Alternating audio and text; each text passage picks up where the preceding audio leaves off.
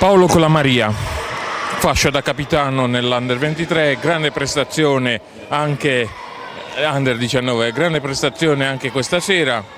E insomma, cosa hai da chiedere in più per questo tuo modo di giocare nell'IFP? Beh, quest'anno siamo una grande squadra, ma soprattutto un gran gruppo, che è la cosa più importante che ci deve essere in una squadra. Questa partita secondo me era la nostra, solo che purtroppo nel secondo tempo abbiamo mollato non tanto fisicamente ma mentalmente. Ci siamo fatti prendere dal fatto che stavamo 3-2 perché comunque siamo a corti di esperienza, stiamo ancora al secondo anno di Serie A e cerchiamo di crescere partita in partita perché comunque siamo una squadra giovane. Meno male comunque che c'era Samu, che è il capitano, che ci è riuscito comunque a gestire.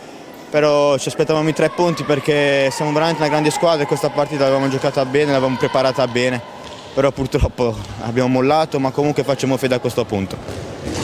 Si ripartirà da Forte dei Marmi nella prossima trasferta, dopodiché in casa col Novara. Bisogna fare punti per almeno sperare quest'anno in una salvezza più facile. Sì, adesso penso che noi quest'anno ce la possiamo giocare alla pari con tutti. Come ho detto siamo una grande squadra, adesso andiamo a Forte dei Marmi che sappiamo che sono i campioni in carica, sono una grande squadra, hanno un gran allenatore, quindi andiamo là e cerchiamo di dare il massimo perché prepareremo la partita questa settimana e cercheremo di più che altro trovare i punti deboli.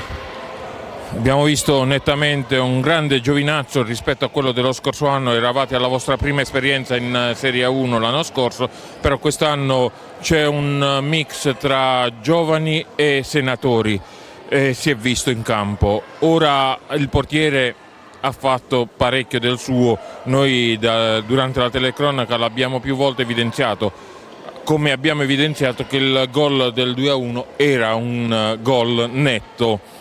Voi magari qui non l'avete visto, noi al replay invece ce ne siamo accorti, abbiamo visto e aveva ragione il signor Iorio.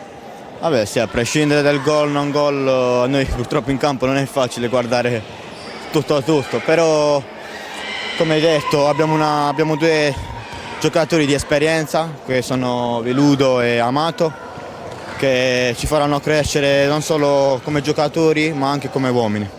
Grazie. Grazie a voi, arrivederci.